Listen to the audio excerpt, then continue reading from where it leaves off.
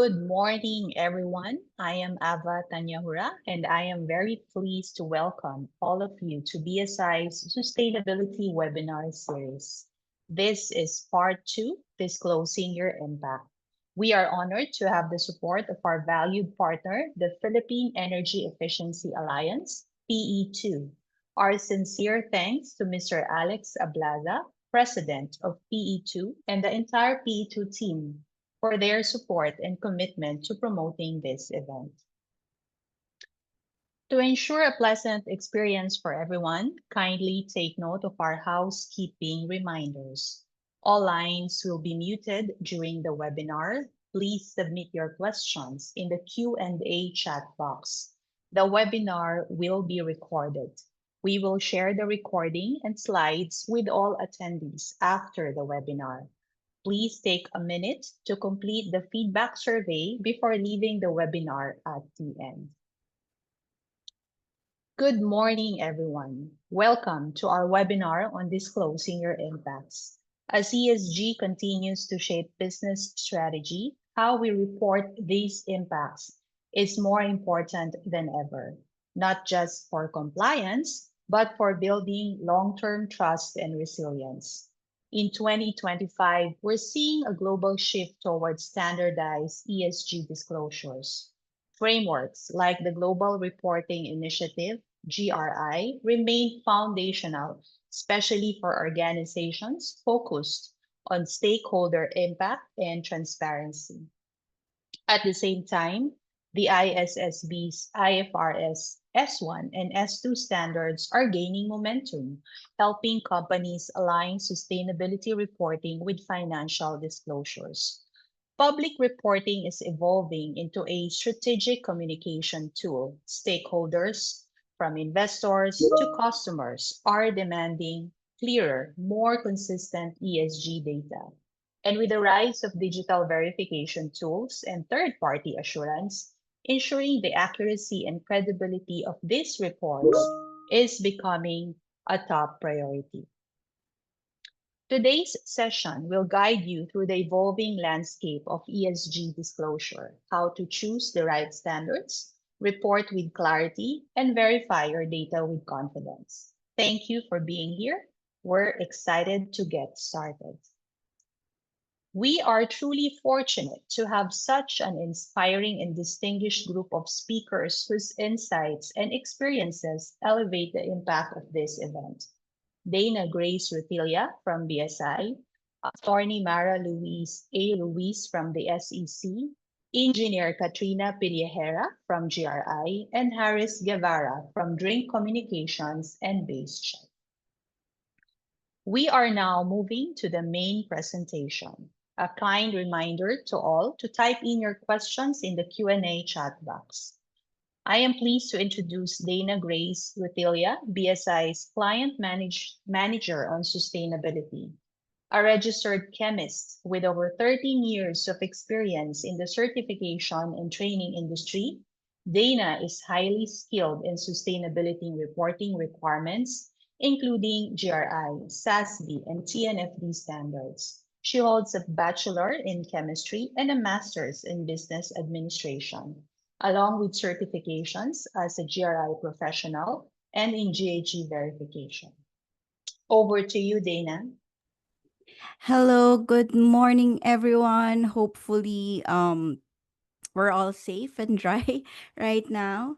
It's been raining in the greater metro area for quite some time now, no? So, thank you for joining us today in talking about disclosing your impacts or sustainability reporting.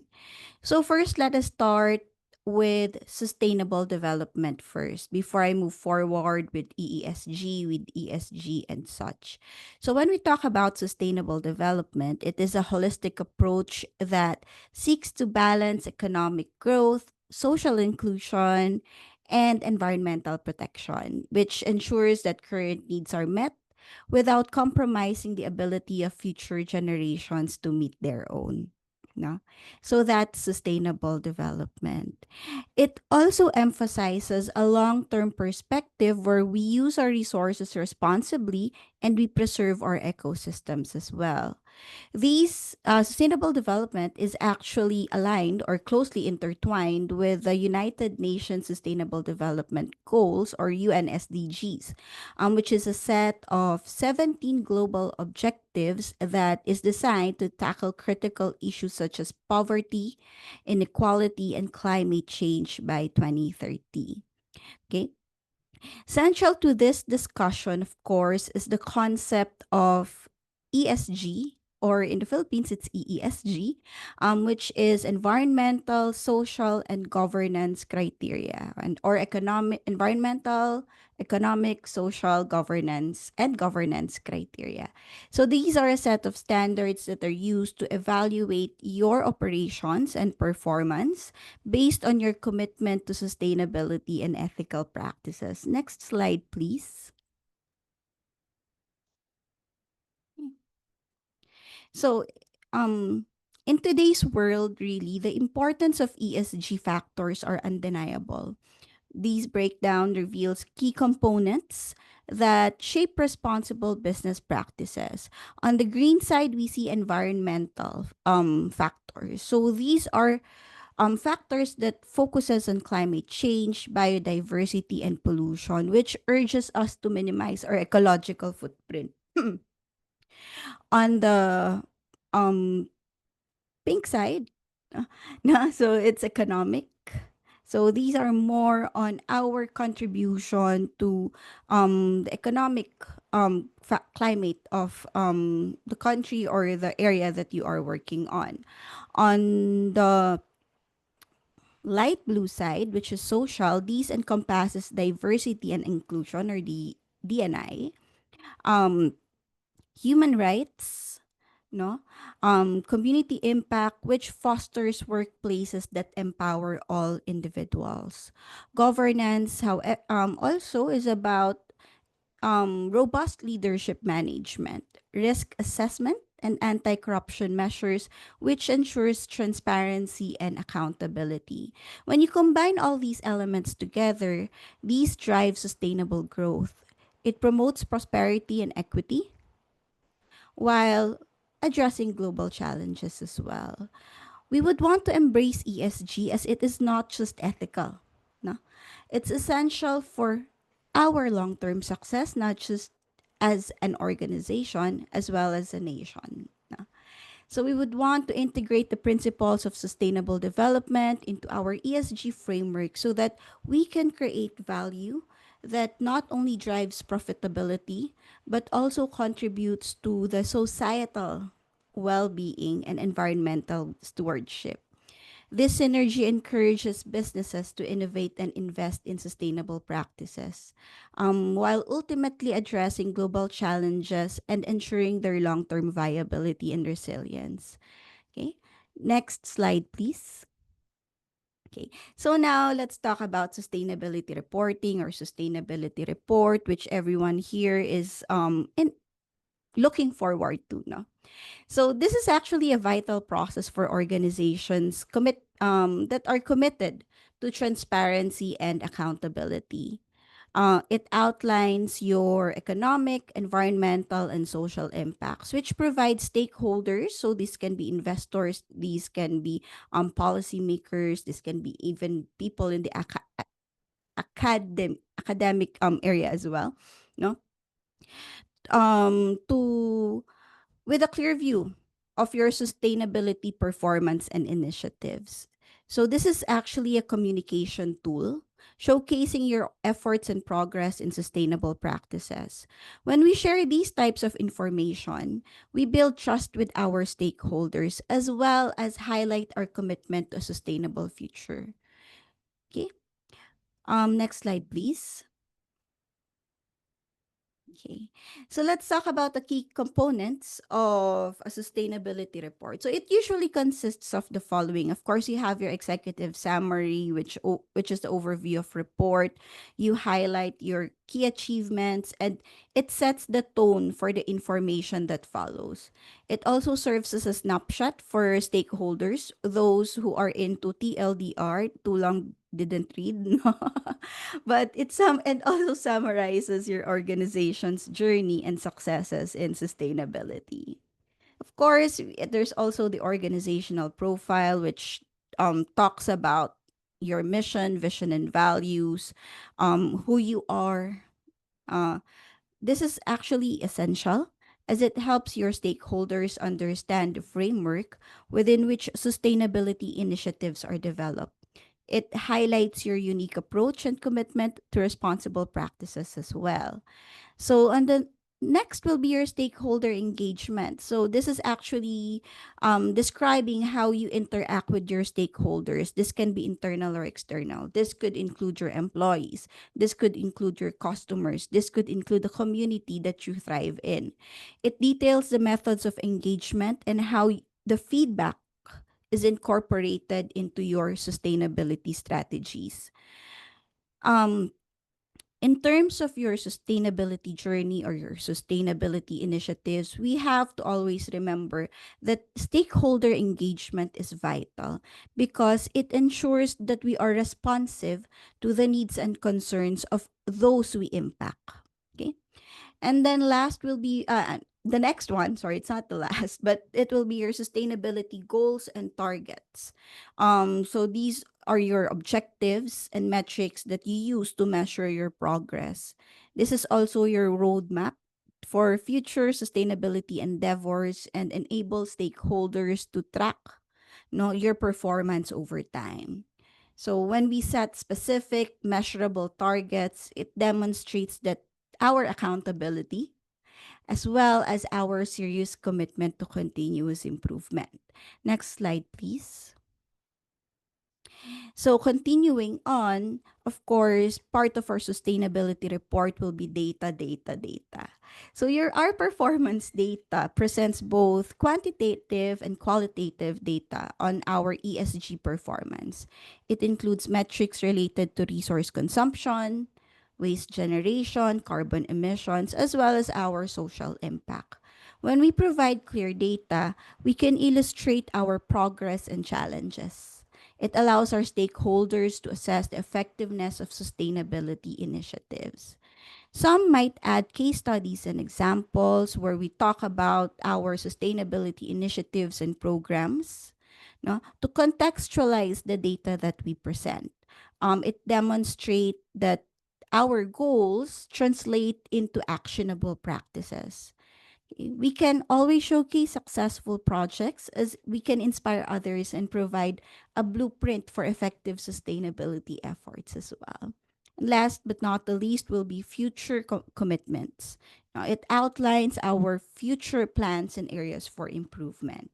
It also highlights new goals, upcoming initiatives, and strategies for addressing any identified challenges. When we are transparent about our future commitments, we reinforce our dedication to sustainability and encourage ongoing stakeholder engagement as well. So we show that this is not just a one time thing, but this is something that we will move forward with in the years to come.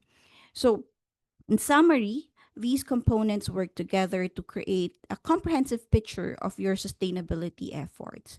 When we present this information transparently, we only not build trust with stakeholders, but also inspire others to adopt sustainable practices. Okay, next slide, please.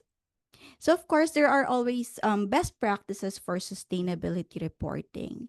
So, when you start to disclose your impacts, when you start to write your sustainability report, you have to be remember that it is important to be clear and concise. You have to understand your audience. You have to write your report in such a way that your readers or audience will be able to easily understand what you're trying to convey, the key messages that you're trying to convey without sifting through unnecessary jargon. Next is we recommend to use standardized frameworks. We have part of our panel here, coming from GRI, we have SASB and others, no? Um, this approach not only enhances the credibility of your report, but it also allows for better comparability across different organizations and industries, especially if you have plans to benchmark. So we would also want to engage stakeholders. This is another critical aspect that we don't want to skip. No, so these their insights and feedback can significantly enrich your report. It ensures it remains relevant and addresses the concern of those affected by your organization's practices. It's also vital to set measurable goals because it helps you track your progress over time. And lastly, make sure to provide regular updates. So if we have decided to write our sustainability report annually, we would want to ensure it's regularly published, as it keeps our audience informed about our ongoing initiatives, our achievements, and it fosters transparency and builds trust. Next slide, please. Okay. So why would we want to disclose our impacts? No. So let's start first looking at the Philippines. Let's take a moment to explore the current state of our environmental, economic, social, and governance or EESG factors here in our country. So, environmental factors, we have rich biodiversity, we have beautiful landscapes, and abundant natural resources. However, we face significant challenges due to our vulnerability to climate change, primarily because we are an archipelago exposed to rising sea levels and extreme weather events. Moreover, rapid urbanization and illegal logging are leading to deforestation, threatening both the wildlife as well as our local communities. Another pressing issue will be pollution, which impacts air and water quality. Next slide, please. Okay.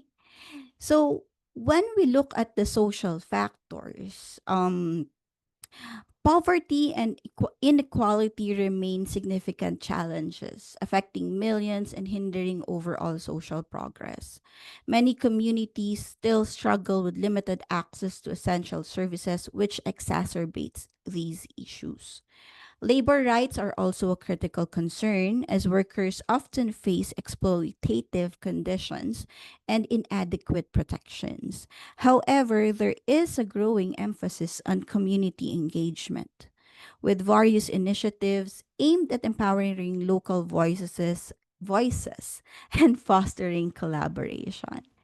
Next slide, please. And then governance. So let's discuss the governance aspect of EESG. While the country has made strides in improving governance, significant challenges still remain. Corruption continues to undermine trust in institutions and hinder effective governance. Our regulatory framework is evolving. No? Ang dami nga eh. Biglang daming batas na susundan. But it often lacks the enforcement needed to ensure compliance and accountability. Moreover, stakeholder participation is crucial, which enhances engagement with civil society, businesses, and local communities, which can lead to more transparent decision making. Next slide, please. So, when talking about the economy, no, the country boasts a growing economy, but it still faces several challenges that needs to be addressed. Economic resilience is crucial in any country, especially in the face of natural disasters and global market fluctuations. Investment in sustainability now is increasingly recognized as essential for long term growth, as it can drive innovation and improve resource management. And additionally, job creation plays a pivotal role in economic stability, particularly in sectors focused on sustainable development. Okay, next slide, please. So, overall, we would want to emphasize the importance of looking at the EESG factors in the Philippines. We first address climate change, as this is critical, as we are particularly vulnerable to its impacts.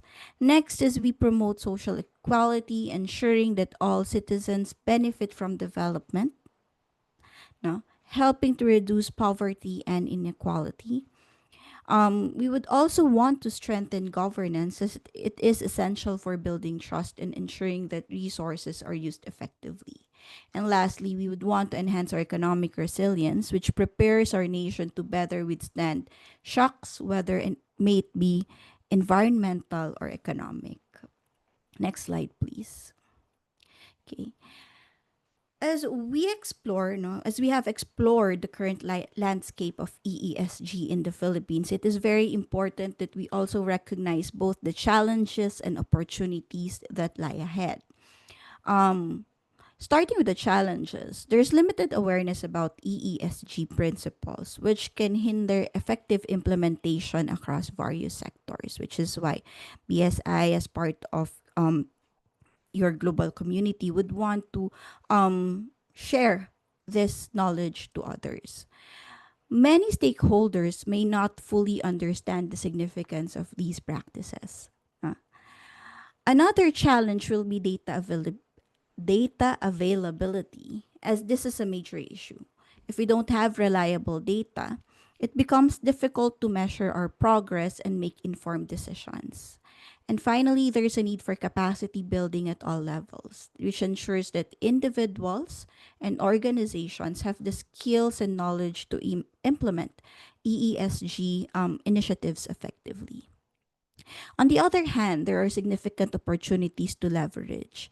The government has initiated various programs aimed at promoting sustainability and resilience. We have the private sector engagement, which is growing, with businesses increasingly recognizing the value of sustainable practices. Furthermore, international collaboration offers a chance to share knowledge and best practices, helping the Philippines to tackle its challenges more effectively. Next slide, please. So now we talked about ESG. Now let's talk about sustainability reporting. So we have a guest here from the SEC, which can also answer questions later on. So as per our knowledge, there will be updates on how we will submit our sustainability reports for publicly listed companies. But as we are waiting for those, let's first talk about what we currently have, which is the Philippine SEC Memorandum Circular Number 4, Series of 2019, or the Sustainability Reporting Guidelines for all publicly listed companies in the country. No? So this initiative aimed to enhance transparency and accountability in how companies address their environmental, social, and governance impact. By requiring these organizations to disclose their sustainability practices, the SEC is promoting a culture of responsibility and encouraging business to consider their broader impact on society and the environment. The guidelines set forth in this memorandum are designed to align with global best practices, ensuring that Filipino companies can compete effectively in the international market. It also provides a framework for companies to communicate their sustainability efforts to stakeholders, including the investors, consumers, and the community at large. Next slide, please. So let's take a closer look at the key provisions of this memorandum on sustainability reporting. Firstly, it mandates the annual submission of sustainability reports for all PLCs. This ensures that sustainability is integrated into the core business practices of the organization. Companies are encouraged to adopt established sustainability reporting frameworks to enhance credibility and comparability of their reports. Notably, until 2024, a comply or explain approach is still in place, allowing companies to either follow the guidelines or explain why they haven't. The content of these reports must cover critical areas, including corporate governance, environmental impact, social responsibility, and economic performance. Okay. Another key provision of the memorandum will be stakeholder. This is actually emphasized as it encourages companies to actively interact with stakeholders during the preparation of their sustainability report. This collaboration ensures that diverse perspectives are considered, it enhances the report's relevance, and the memorandum also highlights the importance of disclosure and transparency, reinforcing that companies must be clear and open in their reporting practices. Lastly, in terms of compliance and enforcement, the SEC will monitor adherence to these guidelines. There are penalties involved when you fail to attach the sustainability report if you are a PLC, as outlined in SEC Memorandum Number 6, Series of 2005. Next slide, please.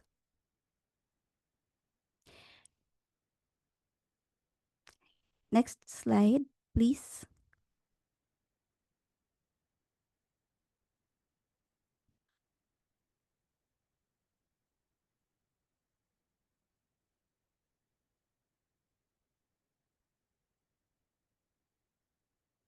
Okay, hold on a second.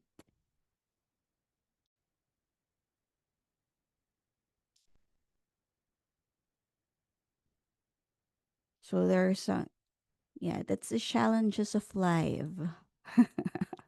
Okay, let me just share my Eh, screen. Okay, you will share your screen or Yes. shall I do that? I Don't mind. if you have Miss Ava, because you have the updated one. Yeah, hold Thank on. you.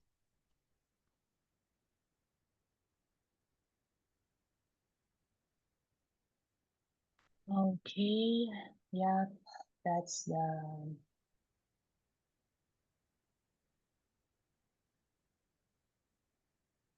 Okay, let me just switch to that slide, right? Yeah. You I are s- already in here, correct? yes, yes. So on the next Next slide. slide. Yes, Okay, go please. ahead. Thank you. Okay. Hold on a second.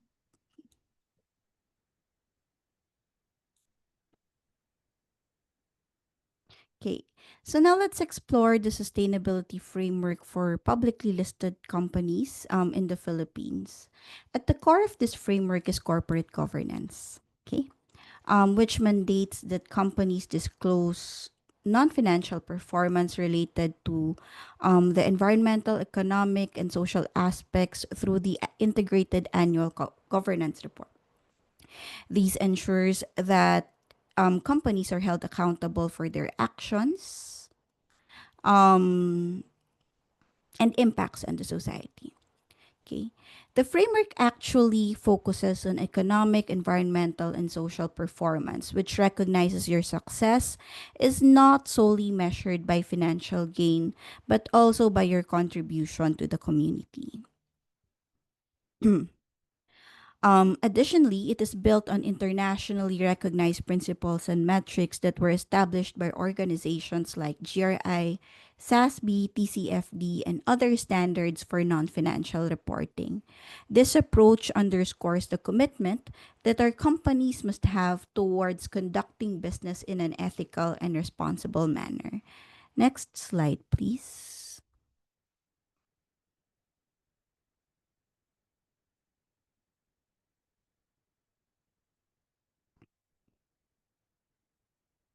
Okay. So now let's delve into the reporting framework for sustainability, which actually outlines how organizations should approach their disclosure. First and foremost, the topics covered in these reports must reflect your significant EES impacts. So again, emphasize on the significant impacts. These means that companies should carefully consider the expectations and interest of your key stakeholders. Okay. On the economic side, organizations are expected to report their impacts on stakeholder stakeholders and broader economic system, addressing both local and global issues. This also includes transparency about how their financial decisions affect various communities. Excuse me. From an environmental perspective, companies should disclose their impact on living and non-living natural systems such as land, air, and water ecosystems. This helps stakeholders understand how operations affect the environment and measures um, are being taken to mitigate harm. Lastly, on the social front, organizations need to address their internal and external impacts on communities and social systems.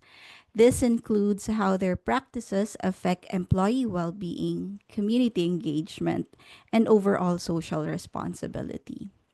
Importantly, all disclosure should be quantifiable and measurable whenever possible. This allows our stakeholders to assess organizations' performance effectively. Okay, next slide, please.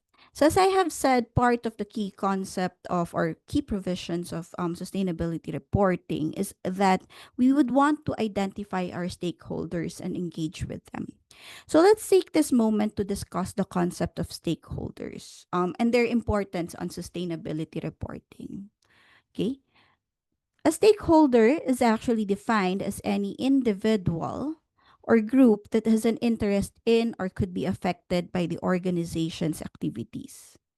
Recognizing them is crucial because their interests and concerns can significantly influence your operations and reputation. According to the Organization for Economic Cooperation and Development, OECD, and its due diligence guidance for responsible business conduct, engaging stakeholders is not just best practice. It's essential for responsible governance. By actively involving stakeholders in the decision making process, organizations can better understand the potential impacts of their actions and align their strategies with societal expectations. Okay? Moreover, stakeholder engagement enhances transparency and accountability, which fosters trust and collaboration. Um, this is particularly important in sustainability efforts where impact on communities and environment are at the forefront. Next slide, please. So let's explore the role of stakeholders, no? The context of SEC Memorandum Number 4 on sustainability reporting.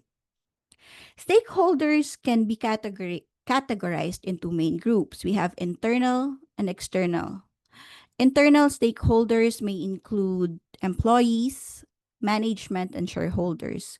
These individuals are directly involved in the organization and have a vested interest in its performance and sustainability initiatives. Of course, we engage with the internal stakeholders as it is crucial for fostering a culture of responsibility and ensuring that sustainability practices are integrated into daily operations. On the other hand, when we talk about external stakeholders, it encompasses a broader range, including customers, suppliers, creditors, regulators, and the local community. These groups are affected by our actions and can significantly influence our reputation and success. For instance, if you have customers which demands transparency, um, and sustainability, no? So there are a lot out right there are a lot of consumers out there right now or customers that are, if I may say, woke, so they understand our impacts, no? They understand sustainability development, no? So what local communities may be impacted by our company's environmental practices as well, not just environmental as well as social.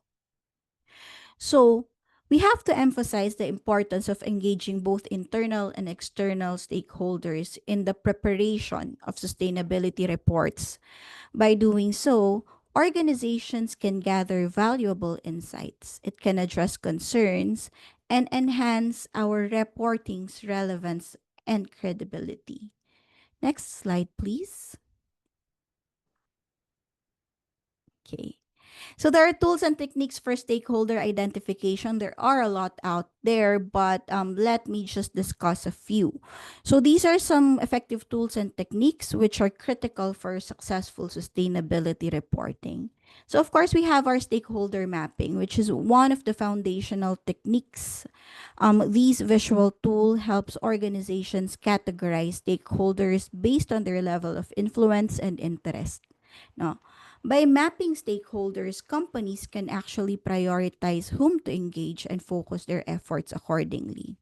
We also have surveys and questionnaires, which is another effective method for gathering insights from a broad audience. Um, um, yeah. So it allows stakeholders to, it allows us to collect valuable feedback on stakeholder perceptions and expectations related to sustainability initiatives. We also have interviews and focus groups, which provides a more in-depth understanding of stakeholder concerns. These qualitative facilitate open dialogue. It enables us to capture nuanced perspectives that may not emerge from surveys alone. We can also do SWOT analysis, our favorite, if as it can also be instrumental in understanding our stakeholder landscape. Okay, it helps us identify how various stakeholders fit into our organization's strategic goals and sustainability objectives. Okay, and finally, developing stakeholder engagement plans ensures a structured approach to communication and interaction. So these plans outline strategies for engaging different stakeholder groups, helping to build trust and foster collaboration. Next slide, please. So this is just a sample of a practical approach for stakeholder identification, which uses a matrix to evaluate influence and interest. In this matrix, stakeholders are plotted on two key dimensions: influence on the business and interest in the business. This allows organizations to categorize stakeholders effectively and tailor their engagement strategies accordingly. At the top right, we find stakeholders with high influence and high interest. These are critical players who can significantly impact our success, and they should be engaged closely and regularly. The top left quadrant includes stakeholders with high influence but low interest. While they may not be involved in the day-to-day operations, no, their influence means they should be kept informed to maintain a positive relationship and ensure their support. The bottom right quadrant represents stakeholders with low influence but high interest, no, or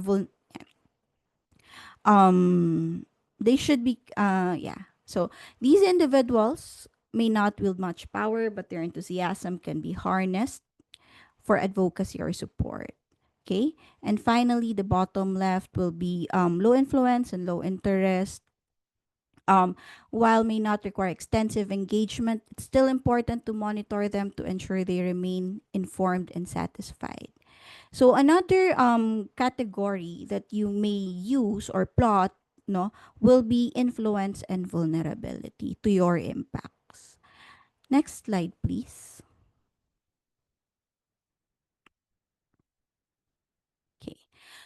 So let's discuss some key guidelines for effective stakeholder identification. I'm not sure if everyone is aware of AA 1000 or Accountability 1000 standards. These are standards that are mainly used for verification and of your sustainability reports, as well as in writing your sustainability reports. One of the standards in the series will be the AA 1000 stakeholder engagement standard. Okay, so um, we would want to incorporate AA 1000 in our stakeholder engagement framework if we can, no, if it's applicable. In this framework, first, it's essential to engage stakeholders through regular communication channels such as newsletters, meetings, and feedback sessions. This fosters an open dialogue and builds trust between the organizations and its stakeholders. Next is we should monitor and review our relationships with them regularly. Following the AA 1000 principles, this involves establishing a process to assess our engagement and ensure that the organization remains tuned in to the changing needs and dynamics. Lastly, it's also important to utilize feedback mechanisms to gather input from your stakeholders. This aligns with AA 1000 emphasis on inclusivity and responsiveness, allowing organizations to adopt their strategies based on stakeholder insights. By adhering to these guidelines, organizations can enhance your stakeholder engagement, leading to more effective sustainability practices and improved overall performance. Okay, next slide, please. Okay. So of course, we now know our stakeholders. Let's define materiality in order for us to be able to determine our material topics. This is actually materiality is crucial for effective sustainability reporting and stakeholder engagement. So when we talk about materiality, it refers to the significance of um, EESG topics that can influence stakeholder decisions and impact our long-term performance. Essentially, it helps identify which issues are most relevant to both the organizations and its stakeholders. Understanding what is material allows organizations to focus their efforts on the topics that truly matter, ensuring that resources are allocated effectively and strategies are aligned with stakeholder interests. A material topic is defined naman as an issue that represents our most significant impacts. Um, According to the Global Reporting Initiative glossary, recognizing these material topics is essential for transparent and effective reporting. Next slide, please.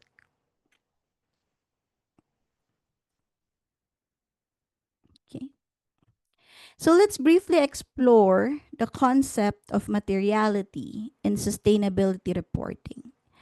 Materiality aligns business strategy with sustainability goals, ensuring that organizations focus on the most relevant issues that impact their operations and stakeholders.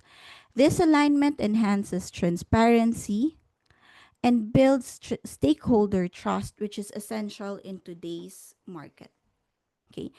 The key principles of materiality include stakeholder inclusiveness, ensuring that diverse voices are heard, relevance, which means focusing on topics that matter to both the organizations and its stakeholders, and significance, which identifies issues that can substantially influence decision making and long term performance. Okay, next slide, please. So, organizations are required to identify material topics that significantly impact their operations and stakeholders. This identification process is crucial for ensuring that sustainability report reflects the most relevant issues. Additionally, organizations must include a clear process for determining materiality in their sustainability reports. This fosters transparency and provides stakeholders with insights into how decisions are made regarding what topics are prioritized. To enhance the credibility of your reports, you should align your materiality assessment with internationally recognized standards such as GRI. This alignment ensures that the reporting meets global expectations and enhances comparability. Our Philippine SEC framework encourages comprehensive reporting on environmental, social, and economic or EES metrics, requiring organizations to detail methodology to detail the methodology used to assess the materiality. This not only enhances accountability but also promotes continuous monitoring of the material topics you have determined. It allows us to adapt to changing circumstances and stakeholder expectations as well. Next slide, please.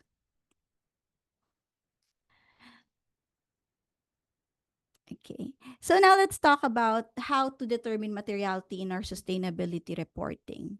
For the first step, we would want to involve identifying the universe of issues. Wow, universe. Organizations should start by pinpointing sector and industry specific material topics that are relevant to our operations. This foundational step sets the stage for a more comprehensive analysis. On the second step, we list those issues. We collect data on identified topics, correlate them with the UN SDGs if applicable, as this connection helps to align organizational goals with global sustainability efforts. Moving to step three, organizations will develop a list of weighted material topics. This involves assessing the implications for the organization and its stakeholders. You can consider regional factors, stakeholder analyses, and industry trends. This analysis helps prioritize the topics based on their significance and potential impact. Excuse me. After identifying and weighing these topics, organizations move to prioritization. Okay. Um Here, they create a list of material topics and a matrix to visualize their significance. This prioritization process actually ensures that the most critical issues are addressed in sustainability reporting. Next slide, please. So we already have our material topics. We have determined them. We know our stakeholders, who our stakeholders are. Now it's time to write our report.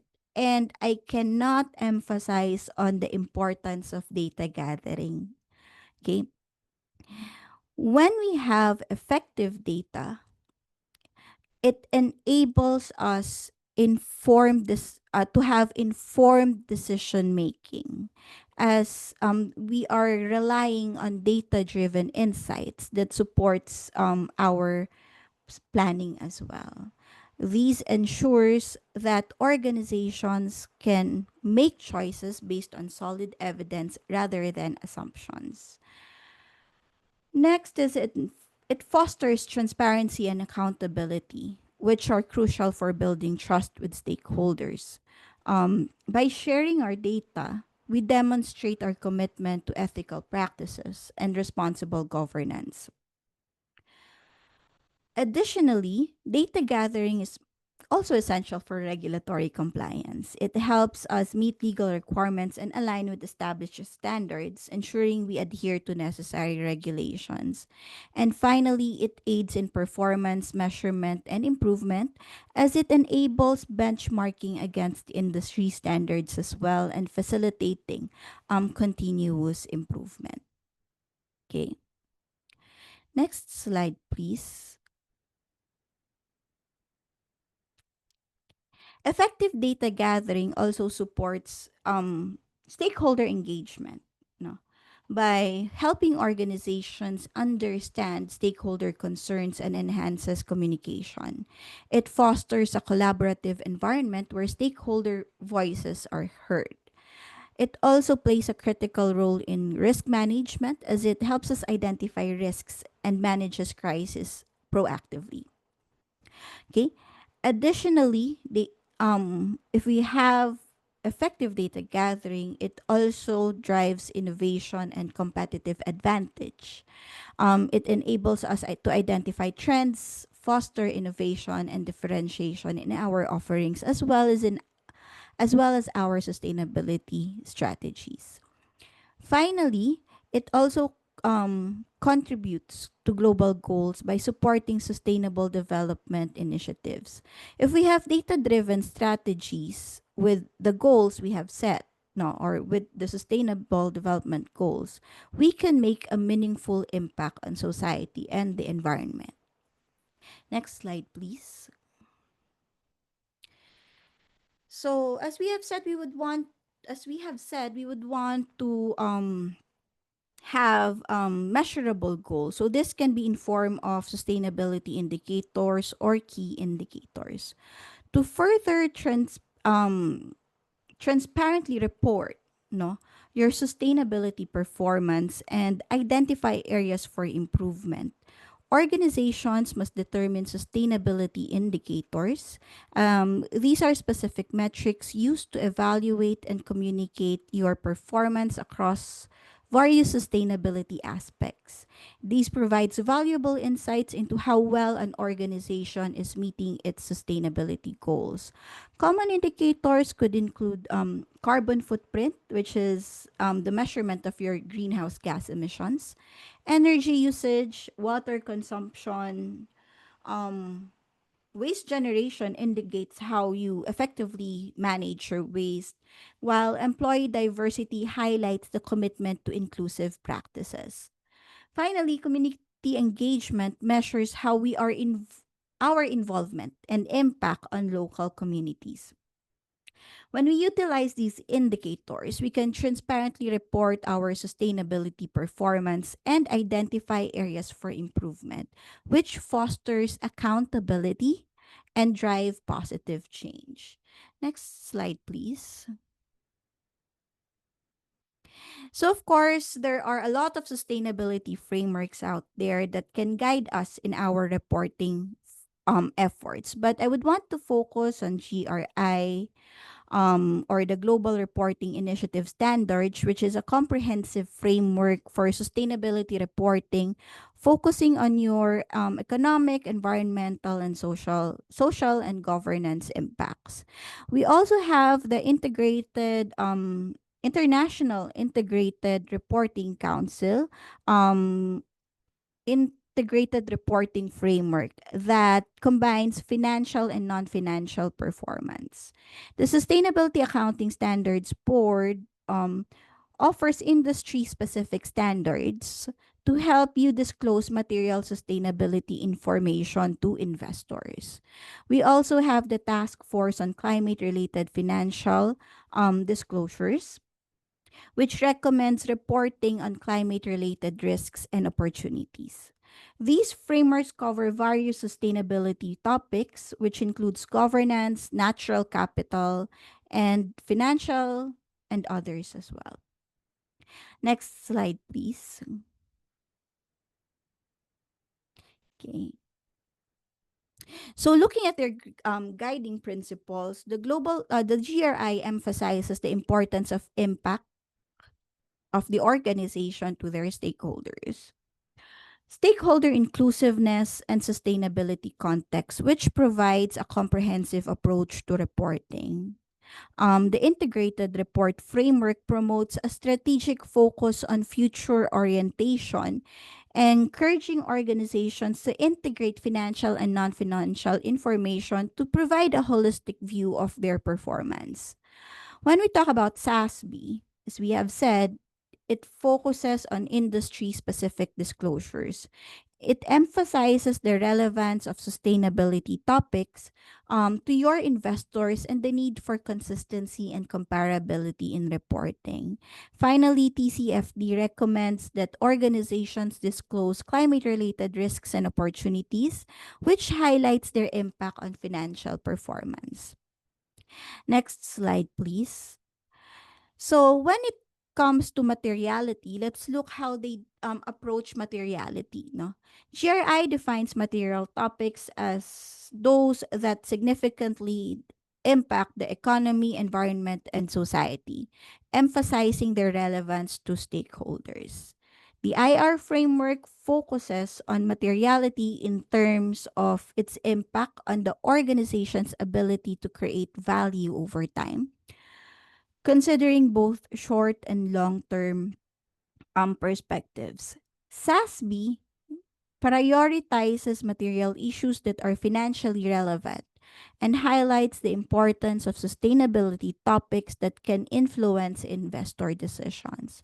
And lastly, TCFD underscores the obligation to disclose climate related risks and opportunities, no? Focusing on their potential financial implications. Next slide, please. So, sustainability reporting again is um your process on communicating your sustainability performance. As we have said, it begins with identifying material topics that significantly impact the economy, environment, and society, which includes considerations for human rights. This foundational step ensures that we disclose impacts that are relevant and significant to stakeholders. This results in your publicly available information or published information, because you're reporting on these impacts. Um, it transparently details your impacts, which allows organizations to demonstrate accountability and commitment to sustainability. When we engage in the process of sustainability reporting, companies not only build trust with stakeholders, but also offers a culture of responsibility and continuous improvement in their sustainability efforts. Okay, next slide, please. So I won't talk about this, but I would want to emphasize, no, next slide, please. The importance of incorporating your sustainability reporting, your sustainability initiatives with your corporate strategy, as it is essential in long-term success. This unique plan or framework not only aims to gain a competitive advantage over market participants, but also ensures that the organization delivers on its promises to clients and stakeholders. By integrating sustainability reporting, companies can transparently communicate their ESG impacts, align business practices with stakeholder expectations, um, and by using this approach, it fosters trust and enhances reputation, which ultimately drives sustainable growth. Embracing sustainability as a core component of your corporate strategy positions you to thrive in an increasingly conscientious market and demonstrates our commitment to responsible business practices. And next slide, please, which is actually my last slide. So, in conclusion, transparency and accountability are vital for driving sustainability within your organization. By effectively reporting your sustainability efforts, you not only meet regulatory requirements but also build trust with stakeholders. This commitment to openness fosters stronger relationships and demonstrates your dedication to make a meaningful impact on the environment.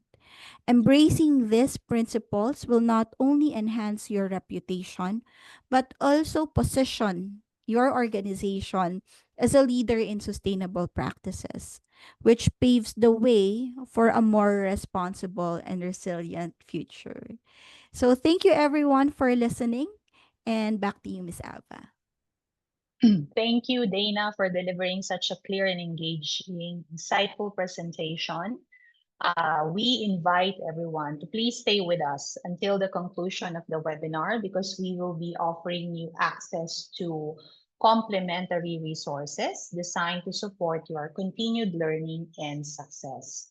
Before we go on to our panel, I would like to thank the Philippine Energy Efficiency Alliance, or PE2 again. This event is proudly sponsored by PE2. PE2 is a nonprofit organization of energy efficiency market stakeholders interested to grow energy efficiency adoption in the Philippines. Please visit their website as shown. And if you're interested to be a member, please email the Secretariat. We are also happy to share with you that we can support you on your journey to sustainability reporting as individuals and as organizations. So as an individual, or if you're part of an organization, we are proud to be one of the accredited training providers of GRI. As you also can see, we have a course specific to providing guidance on the Philippine SEC requirements. Of course, if you want the full training calendar, you may download by accessing the QR code. For organizations, we provide assurance of sustainability or ESG reports. So it's very important that when you do your reporting, it's also assured by a third party provider. Here is a summary of BSI's total solutions in supporting your sustainability journey, from the most basic environmental management ISO 14001, including energy management, carbon footprint for organizations, even for products, carbon neutrality, and of course, sustainability reporting assurance. I hope our panelists are ready. Yeah. And I would like to request them to turn on their camera. Dana, you are part of this. I already see that we have about 19 questions in our Q&A box. So as we gather today to explore the evolving landscape of ESG, it is my honor to introduce our panel of thought leaders whose insights are shaping the future of sustainable business practices. So I'd like to request also my colleague Shuyin to please put on a spotlight to our panelists, including me, your moderator for this panel. Okay, I'll stop sharing so we can focus to our panelists. All right, so let me introduce first Attorney Mara Louise A. Ruiz. Attorney Louise leads the SEC's initiatives on sustainability reporting and corporate governance, including the updated sustainability reporting guidelines and the SURE form. She represents the SEC in key national and ASEAN sustainability groups and spearheaded the Smiley's Roadshow, promoting sustainable practices nationwide. Internationally, she has advocated for transparency in forums by the UNDP and UNCTAD.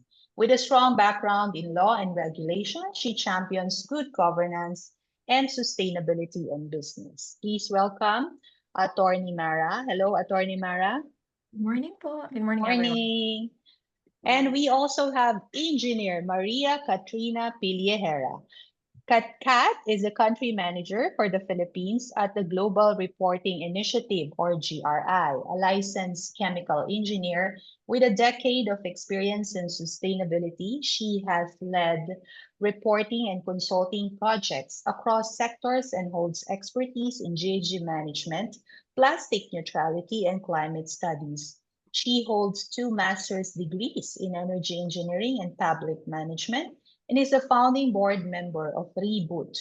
Katreena also participates in global programs advancing women's leadership in energy. Hi there, Engineer Kat. Hi, Ava. Good morning. Hello. Here. Yeah. And then we have Harris Guevarra.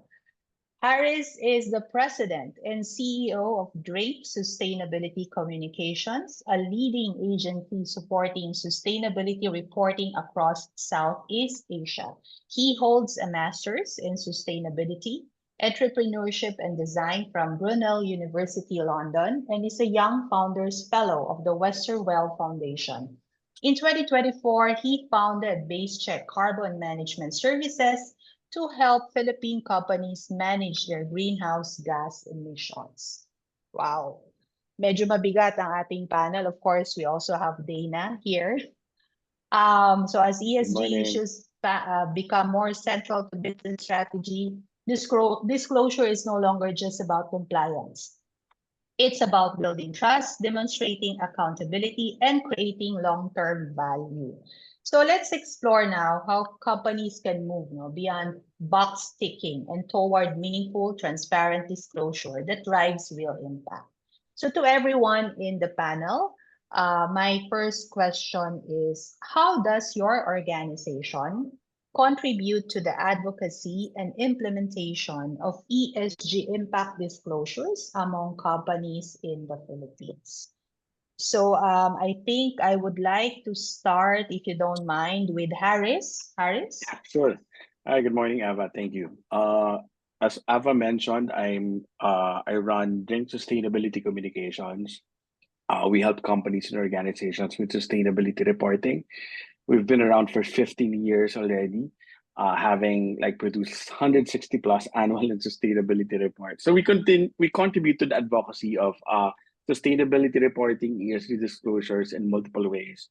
One is by raising awareness, like this one, like what we're conducting right now. So we raise awareness by holding thought leadership content, webinars, partnership, and industry engagement, because it's really important to rally the not only the big corporations but also the SMEs. No, they need to understand what sustainability reporting is, what is the value of reporting to their value financially and value to the culture of the organization. Second is capacity building and education.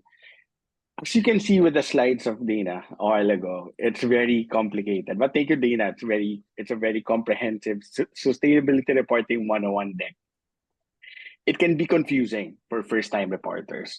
So it's really important for us to share our information, to inform our clients first on what sustainability reporting is and what is the value of reporting to an organization. So we do that before we start our engagement with the client. For example, if they want to identify their material issues, we have to go back to the basics first.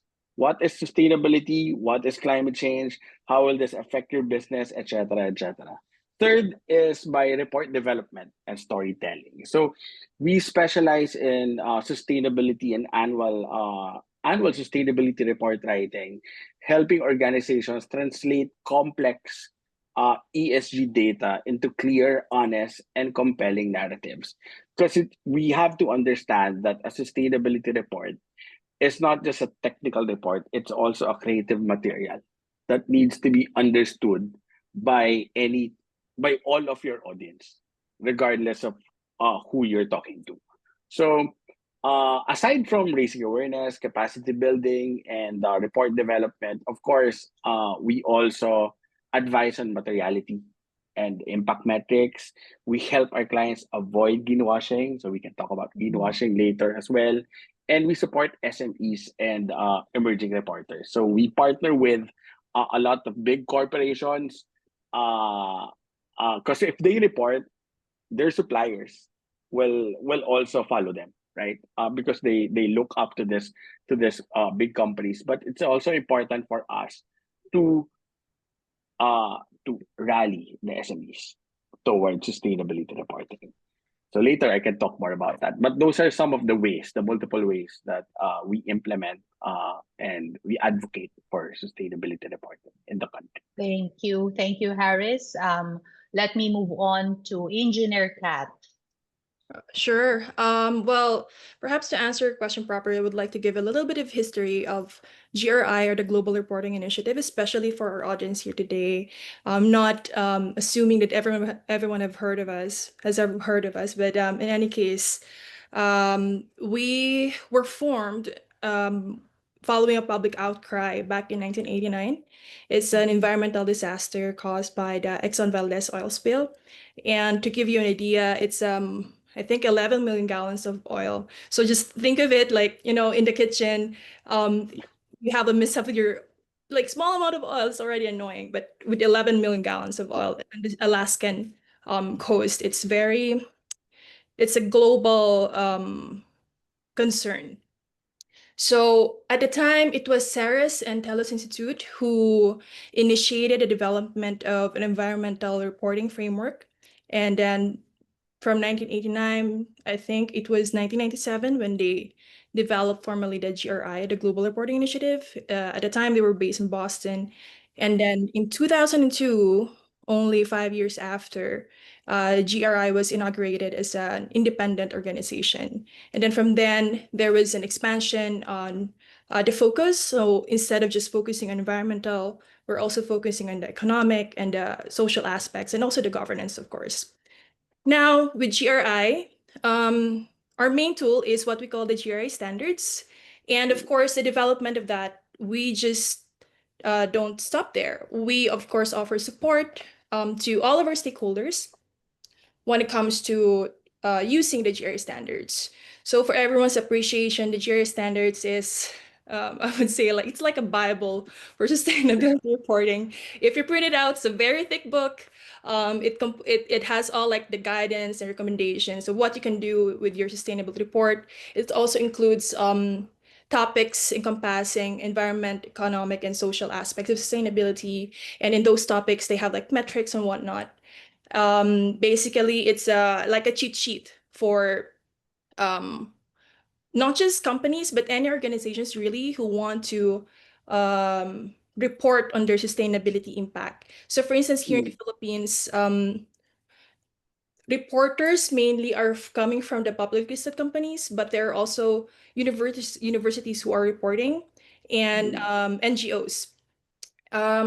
So yeah, I guess in terms of the activities in itself, the program implementation. So in GRI, we have a group, a team who developed the GRI standards and continued developing it depending on, what's happening in the market and whatnot. But with me, for example, I am part of the program implementation side of the GRI. And part of my job is doing this, raising awareness through public speaking engagements and also capacity building workshops with many organizations, listed companies, government agencies, and now in the recent years, we're also focusing on SMEs, especially because, SMEs, as Harris said, we have to give them a lot of support, especially today, because they're getting a lot of attention from all fronts, which is also good and bad. But I guess I mentioned them because they're a vulnerable part of the business segment. So aside from capacity building workshop, awareness raising sessions, we also work with universities primarily to publish white paper and also conduct surveys here and there. And I think I'm forgetting a lot of things, but I can elaborate some more later. Thank you, Engineer Kat. And then, of course, Attorney Mara from the SEC. Interestingly, one question asked was, what is SEC? So now it's time for you to share and how it contributes to the advocacy and implementation of ESG reporting. Thank you, Ms. Ava. First, let me start with introducing the Securities and Exchange Commission. This is the regulator of the capital markets in the Philippines. So we handle corporate registration, monitoring, and corporate governance in the Philippines. For the ESG disclosures, the SEC actually plays a very central role in impact disclosures in the Philippines. As early as 2019, the SEC has mandated the submission of sustainability reports from publicly listed companies. This is through SEC Memorandum Circular Number 4, Series of 2019. And this officially marked the beginning of integrating sustainability into corporate reporting on a mandatory scale, but again, only for publicly listed companies or PLCs. And to further deepen this initiative, the SEC is currently developing and revising the sustainability reporting guidelines. So the upcoming guidelines will cover not just PLCs, but also large non-listed companies, and hopes to align with international standards, particularly International Financial Reporting Standards, or the IFRS S1 and S2. And the revised guidelines will be implemented in phases. So there's going to be Tier 1, Tier 2, Tier 3. based on market capitalization of the listed companies. I'll go deeper Okay. into Okay. this later on, but Mhm. other than that, we also at the SEC conduct stakeholder consultations, training workshops, capacity building sessions on sustainability reporting. We collaborate with our partners, our UN Development Program, ASEAN Capital Markets Forum. With regard to SMEs, we have our Smileys Roadshow. Miss Kat was our usual participant, our guest. This is called the Small and Medium Industries and Large Enterprises Embracing Sustainability Roadshow. This is conducted in different provinces in the Philippines. And we usually invite partners from Global Reporting Initiative, the local government units, different UN development programs, so that, as Harris said, we have to rally the SMEs. And as Kat mentioned, the SMEs need the support as vulnerable parts of the business segment. So through these efforts, the SEC not only enforces compliance, but also we want to foster a very supportive ecosystem where ESG disclosures can be value enhancing. Thank you, Attorney Mara. So let's make it a little bit more interesting, no, guys. So I'm going to ask the panelists now. If you had the opportunity to ask one thought-provoking question to a fellow panelist, okay, what will it be, and who would you like to direct it to? So let me start with Attorney Mara. Who do you want to ask, and what is that question? I'll start with a more familiar face, Ms. Katreena Pillejera. Based on GRI's extensive collaboration, including the one with SEC, your collaborations with SMEs, what are the most common misconceptions that first-time reporters or companies fall into when they prepare their sustainability reports? And how can these be avoided? Sure, it feels like a pageant question. But yeah. Well, I have two things in mind. First and foremost is that there is still this existing misconception that sustainability is only environment, equates to environment. When I tell them that it also includes social aspects and economic aspects. It's always like a surprise to them. But it has also changed a little bit. I think like 3 years ago, we started working with SMEs.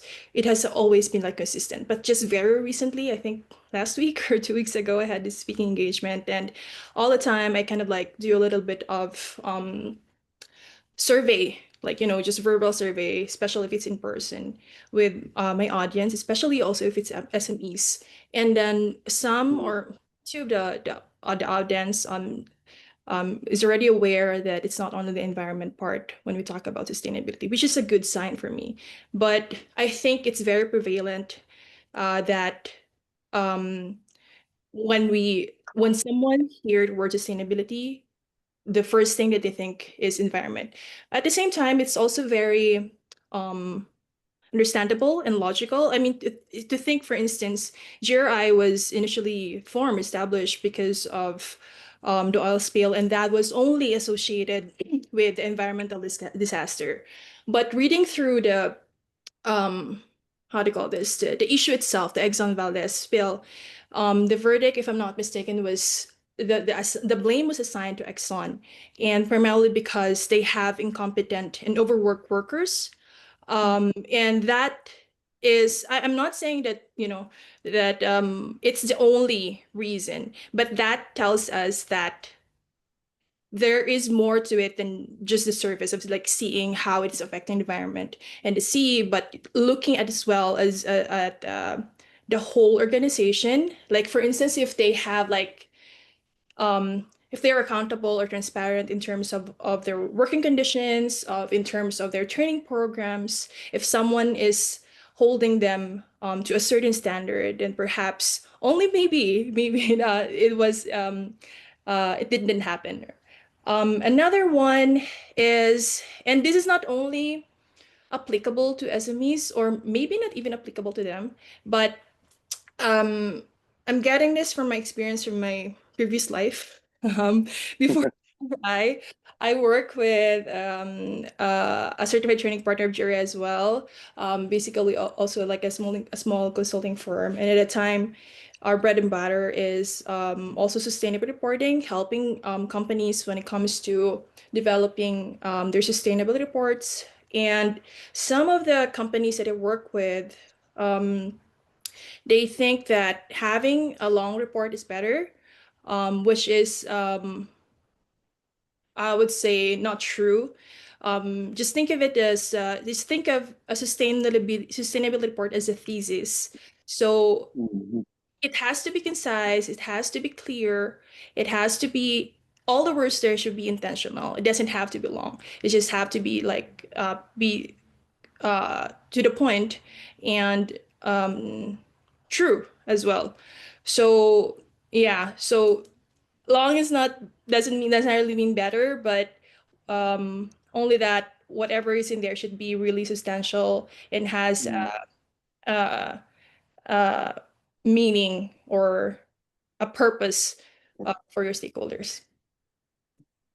Thank you, Engineer Kat. And just to make sure it's balanced and fair. So what's your question to Harris? Sure. Actually, Make it if an easy question, Engineer Bettina.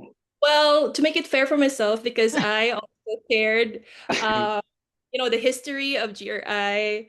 Mm. Maybe I would ask Harris how Drink was like formed, and then to make it a little bit more interesting to our audience, how did it change throughout time in terms of Yeah. because you know that sustainability reporting is a very dynamic Mm. Mm. area, and how did you like react to how did Drink Yeah. react to these things, and if there's any like moment in those like years that you also want to share with us that Yeah. uh Sure. a learning moment for you. Okay.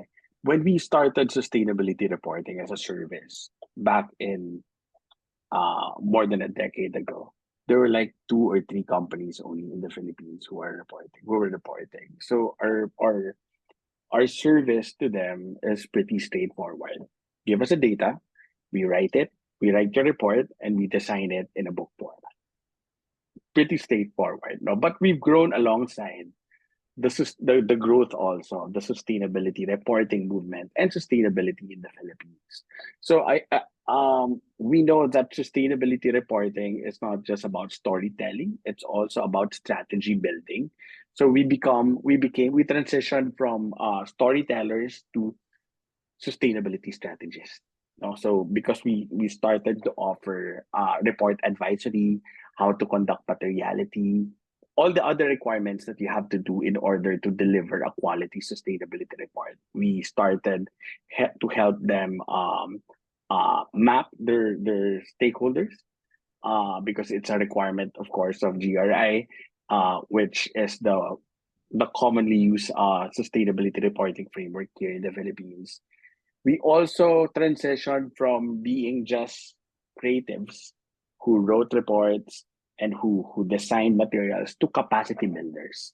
So we evolved from being primarily a content partner to being a capacity builder, conducting trainings, hosting workshops and webinars on sustainability communications and ESG reporting. We also transitioned, so a lot of things happened. We also transitioned from being uh, uh, a simple reporter to risk and reputation managers in a way, indirectly. So as greenwashing became a growing concern for all of our clients, we emphasize authenticity and accountability in our work. So we always remind our clients to do that. No, so there, after 15 years, we're now a group of 50 people helping companies, not just in the Philippines, not only companies.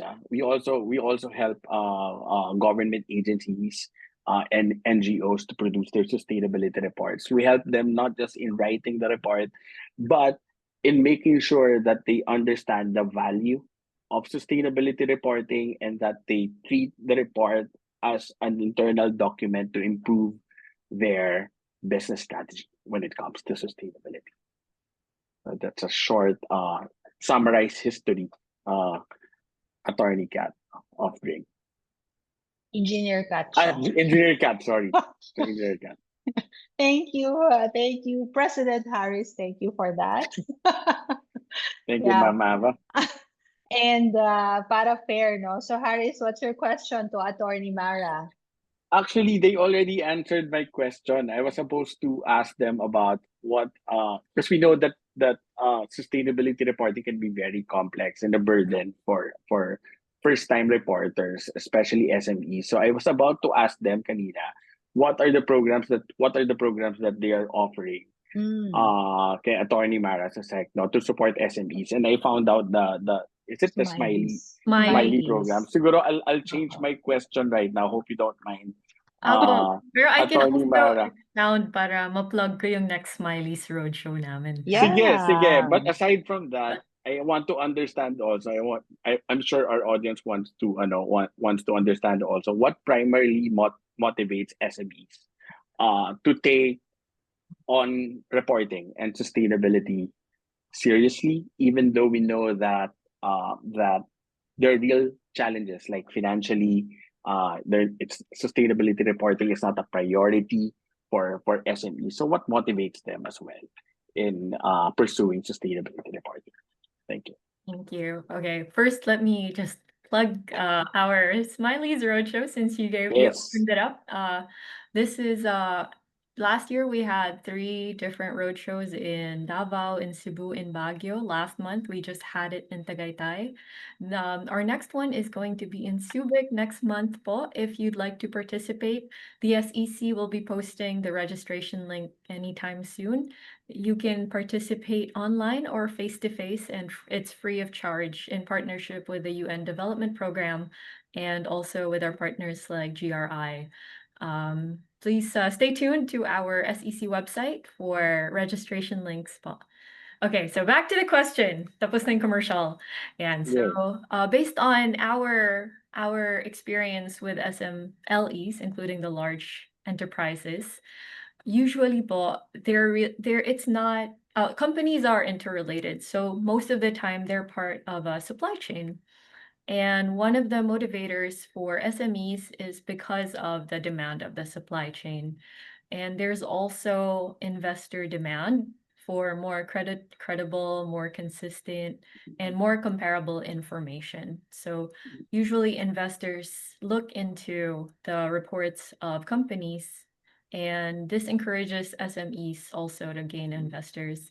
We don't have exact data yet, like numeric data on investments, on sustainability-led investments for SMEs.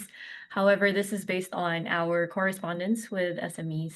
And believe it or not, a lot of the SMEs, the sustainability practitioners that we've met so far, they do this because it's the right thing to do.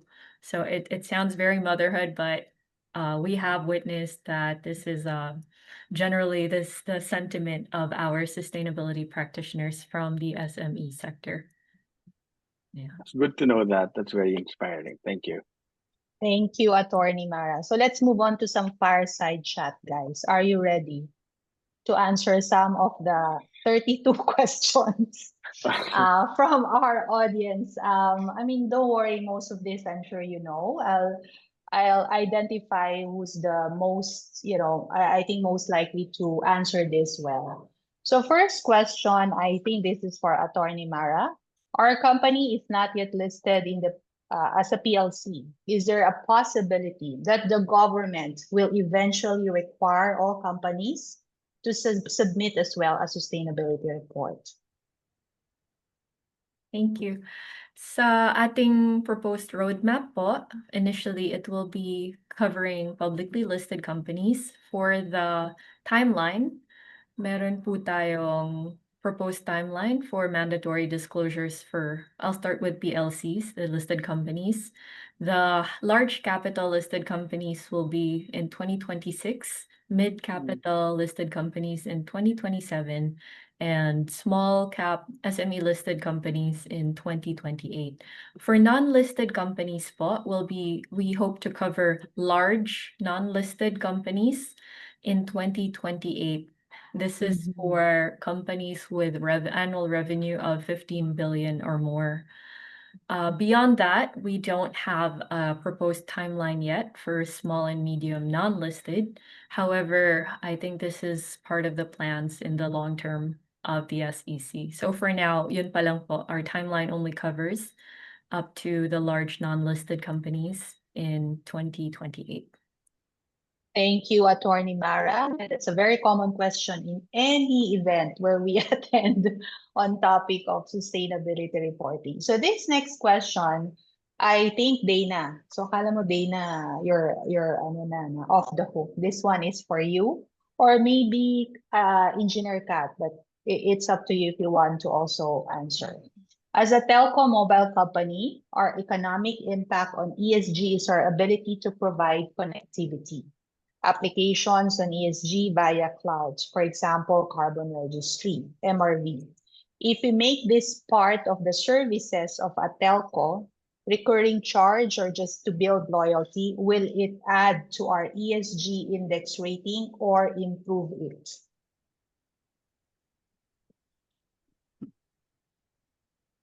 Hirap, no? Ako, I Harris can can help answer. answer that. Okay, sige, Although Harris muna. I'm not a telco Mm. expert, no. So I think yes. So integrating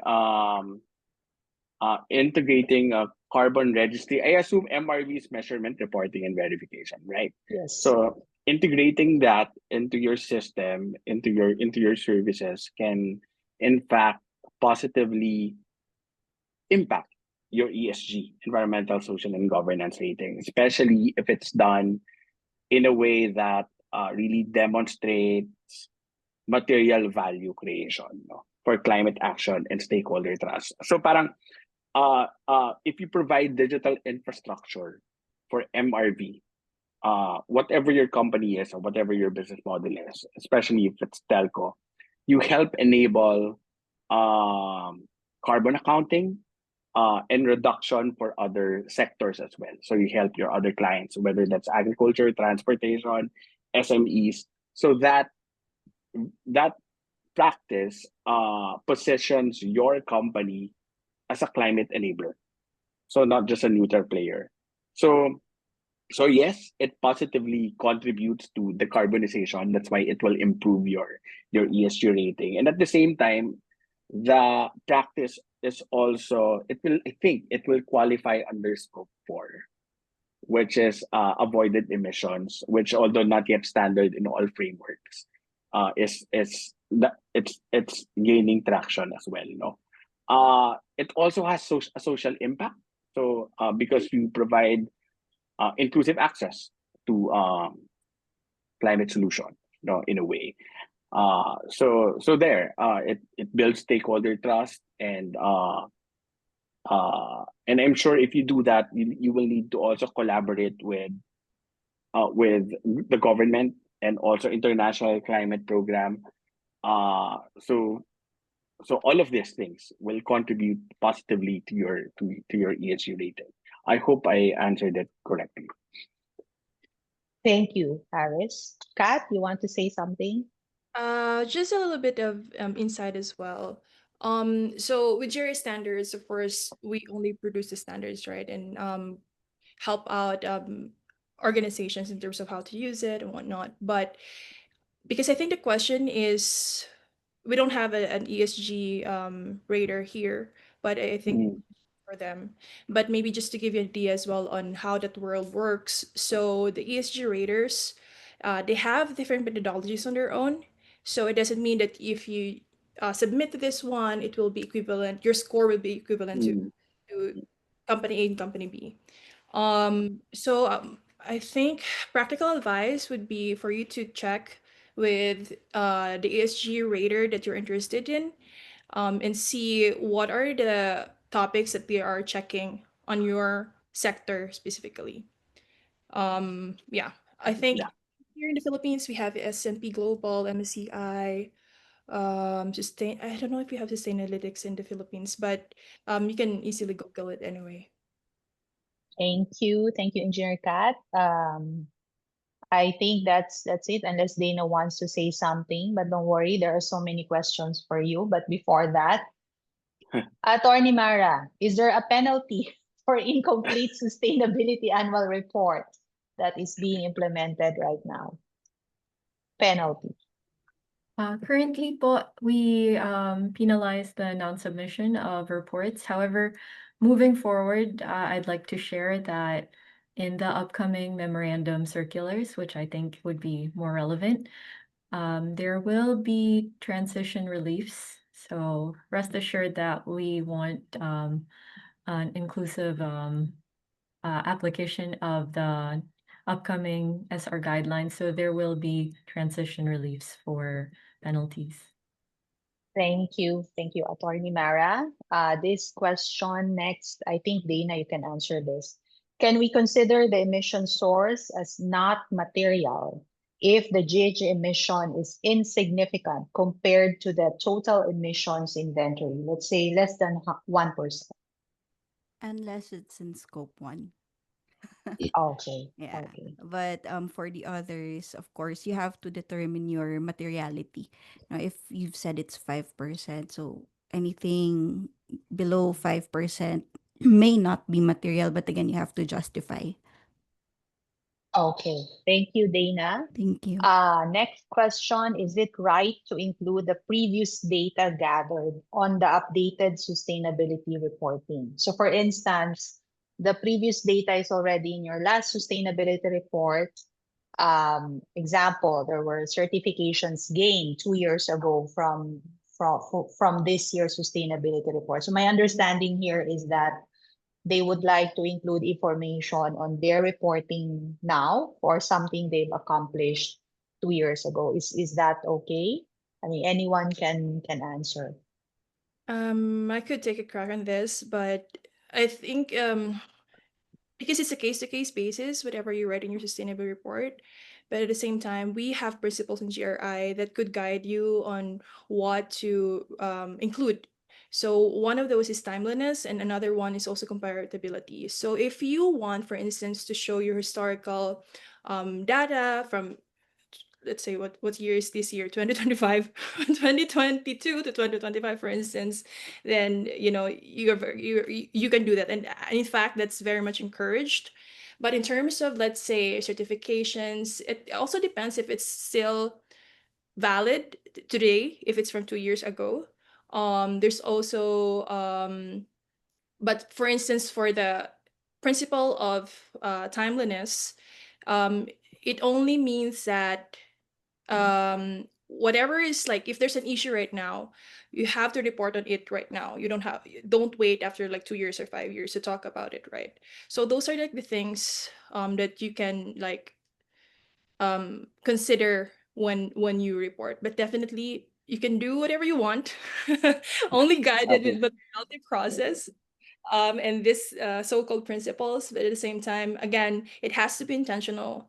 Again, as I said earlier, having a long report doesn't mean it's better. Sometimes it even Yeah. confuses, right? So yeah, be I, strategic. You have very limited number of pages for a report, for like an ideal length of a report. So make the most of it. can I add something to that? Yes, Harris, Yeah. go ahead. For me, sustainability reporting is honesty reporting. So if, for example, you want to, of course, guided by the framework that you're using. If, for example, you want to update a data that you already reported on 2 years ago, you can. I think you can still report on the improvements. Or if, for example, if there's miscalculation 2 years ago, you just have to explain why the miscalculation happened and what are the changes with the data. I think the more problematic part for me, if it's already validated 2 years ago and you want to change it, meaning validated and certified. So I think you can still disclose that there's some miscalculation that happened. Unfortunately, it was validated. You can just explain it in your updated report. No? So that's, yeah. So kasi nga, it's honesty reporting for me. As long as it's backed up by context. I mean, there's context. there's an explanation on why you're changing the data and why you're updating the information. Okay, thank you, Harris. Next question. How can we best present the value created of the company's financial performance as part of their sustainability report? I can Sige, go ahead. I can try to answer that. No, so it's really difficult to gauge the financial what do you call this? What's the right word for Value, this? the value Financial created value. of No, the financial yeah, performance. Yeah. but there are a lot of metrics that you can use. Like for example, you can take a look at per project. Like Mhm. has this program or this project opened a new market for the business?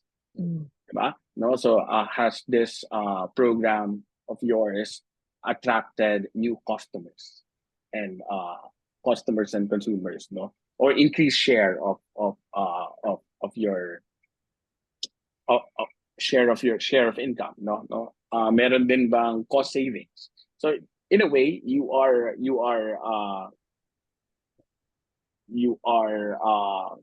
stating the direct financial impact of your programs. So you can explain how they created value and how they created value for the organization as well.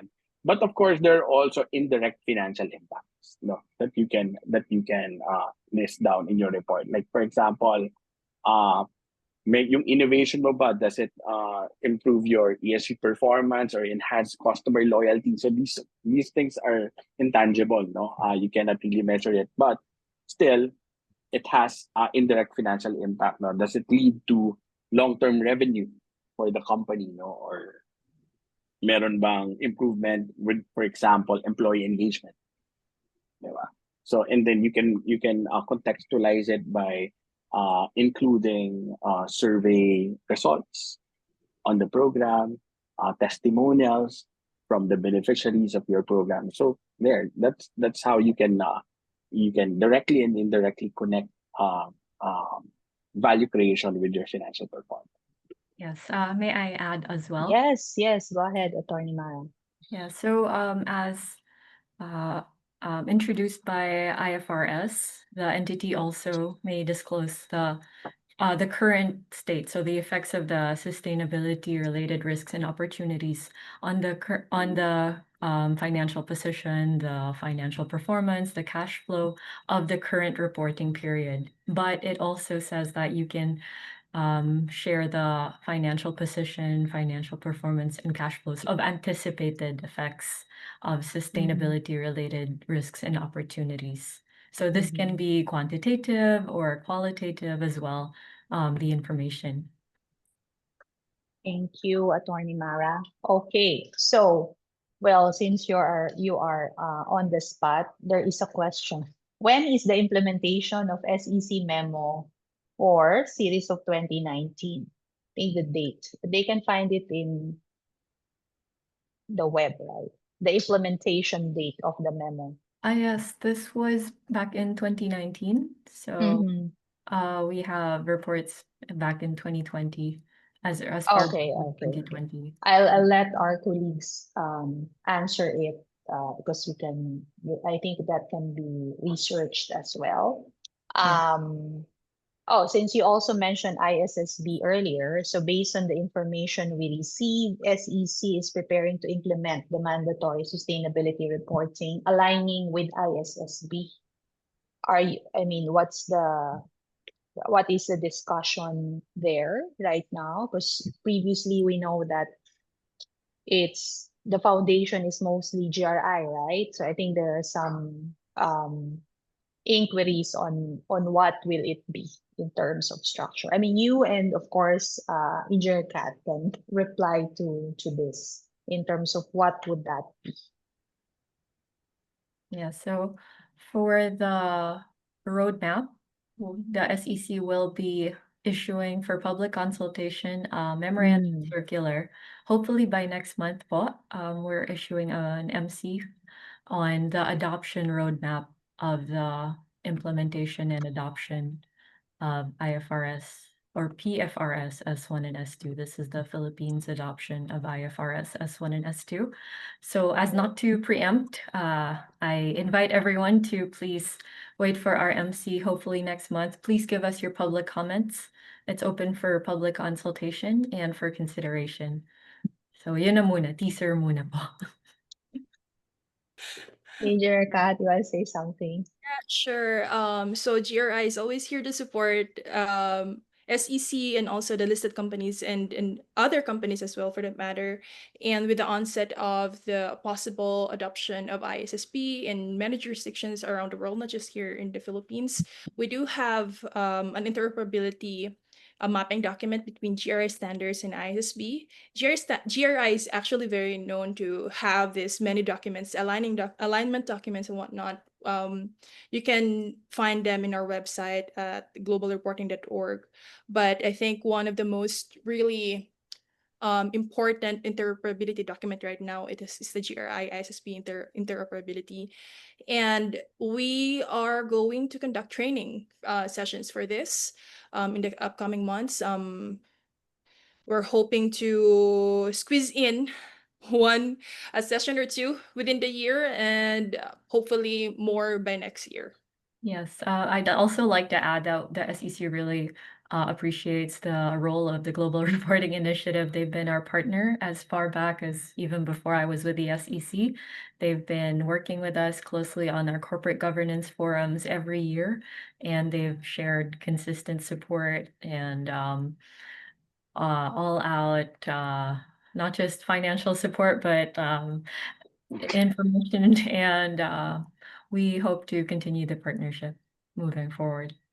Thank you, Mara, of course. Okay, since you both are on the spot. Yeah, so let's jump into some other questions. No? For Engineer Kat and Attorney Mara specifically, what trends do you foresee shaping the future of disclosure standards and reporting frameworks? Any of you can. Okay, Attorney Mara, since you unmuted first. Thank you. One of the trends that we see would be the assurance requirement. I think it's inevitable. There's really an increasing demand for credible, non-greenwashed information on ESG or sustainability. And this has been prompting different jurisdictions to mandate third-party verification. In our roadmap, I'd like to share that part of the proposal is to implement limited assurance for the publicly listed companies. So this will start for Tier 1, the large capital listed companies in 2028, and then 2029 for mid-cap and 2030 for SME capital Tier 3 listed companies. So it's not just a trend, it's really the direction that we're headed to. Mandatory limited assurance. Thank you. Engineer Kat?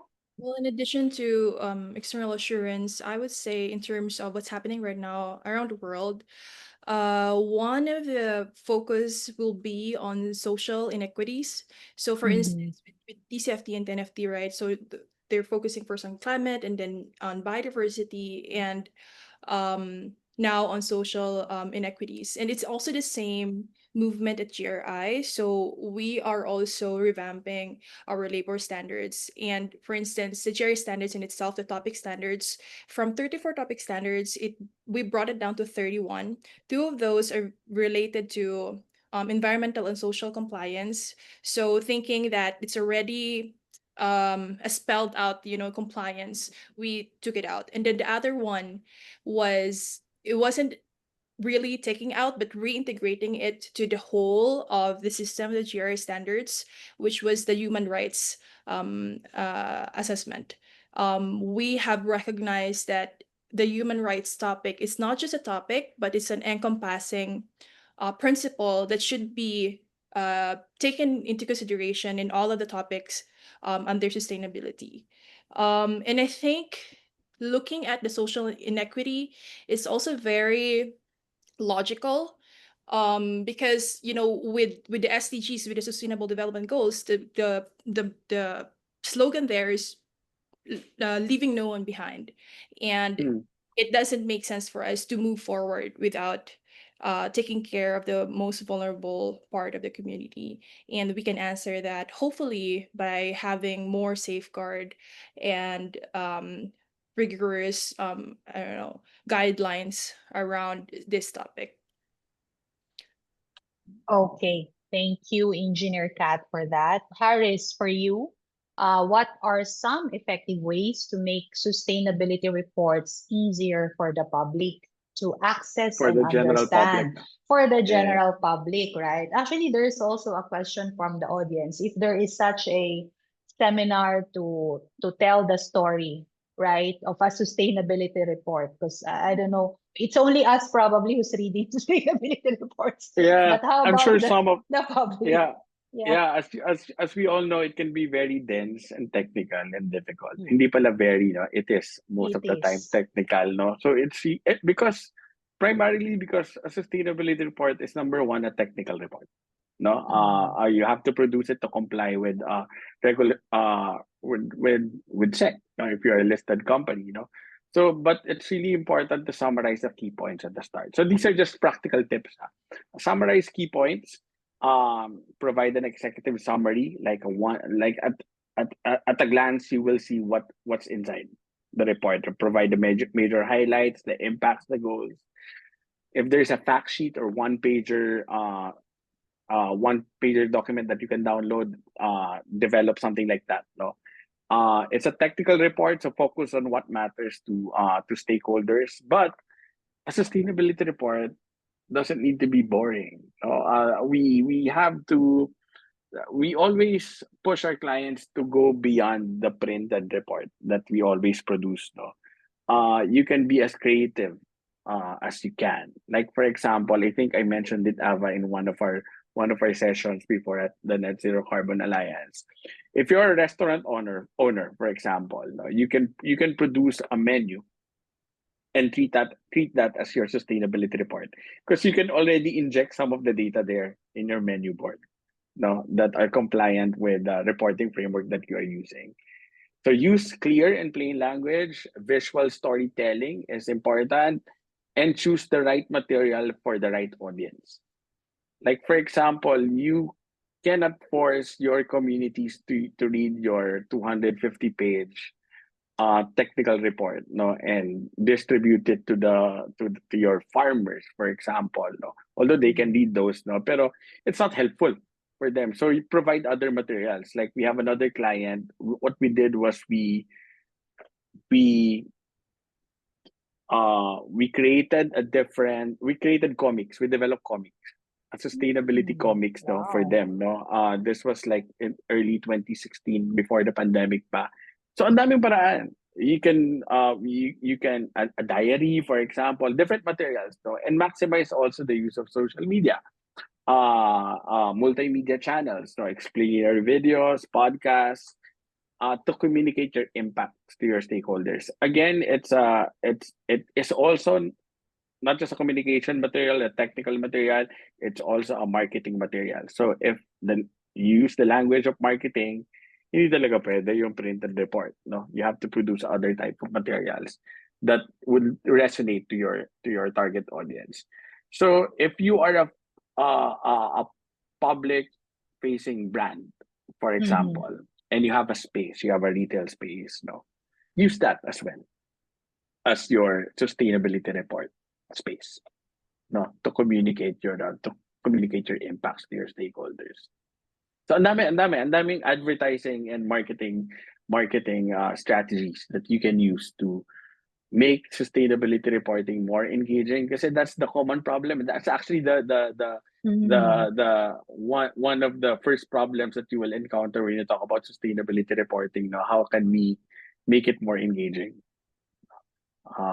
So yeah, you can be as creative as you can. Yeah. Ang ganda yung comics. Ang sabi mo. So yeah, yeah. Yeah. So if Yeah, you I'd want to like do to see something like that. that, if you want to do something Contact like you. that, just contact me.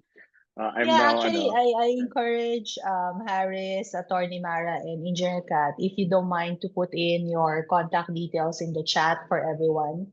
I see several questions very specific to GRI, to drink, to SEC, like people are asking about when is the next roadshow, how else SEC can help, and so on and so on about GRI, and also from drink if you have webinar or seminars on storytelling. So Sorry, one last thing then, Ava. sure. For Attorney Mara, invite us also in the sex mic. Of course. Nagpa-invite na ako. When I was Right, listening right. to your introduction, I thought, why have we never invited them before? Yeah. Thank you. Yeah. So We'll please stay in touch. do We'll type stay. in the chat, no, and just send to everyone your details because there are so many questions. I think they're very interested to know more about SEC, SEC programs, drink, no, especially now. Oh, we can do a comic version pala of our sustainability report. And then, of course, to GRI, you know, so many specific questions on that. So before we conclude, very fast, if there's one benefit of sustainability reporting, what is it? No need to explain, just maybe a phrase or a word. Attorney Mara. Okay, I want to relate it to the ongoing typhoon. It's a risk management tool. We all need it now. Yesterday. We Thank did you. it yesterday. Yesterday, right? Thank you, Attorney Mara. Harris, what is Branding. branding? Not the common answer, no? Kasi I mean, ang dami talagang benefits ng sustainability reporting, but branding, engaging your customers, that means you'll be financially stable in the next years. Engineer Kat. I would say that today and for the future, information is king. So if you have that and you're here right today, you already have that advantage. Okay. And Dana, of course. I'll make it simple. Self-awareness. Oh, that's good. That's very good answer, Dana. All right. So thank you to all our panelists. Of course, it was very engaging. The rest of the questions will be answered, and then it will be part of your post-activity pack. No, we'll send thank you emails to you. And of course, as promised, you can download free resources from BSI on all your sustainability needs. Please scan this QR code. Thank you once again to everyone who participated in part 2 of our sustainability webinar series. Again, I would like to give my special thanks to our speakers, of course, our very own Dana. This is her second webinar in the span of 2 weeks. And then, of course, our special guest, Harris, President of Drink, Katreena, Engineer Katreena, the Country Manager of GRI, and of course from the SEC, Attorney Mara. So thank you once again, everyone, and I hope that you'll have a safe rest of the day. There is still some rains happening. I think we have 2 typhoons in the country right now, right? So very timely ang ating topic today. Thank you, everyone, and have a great day.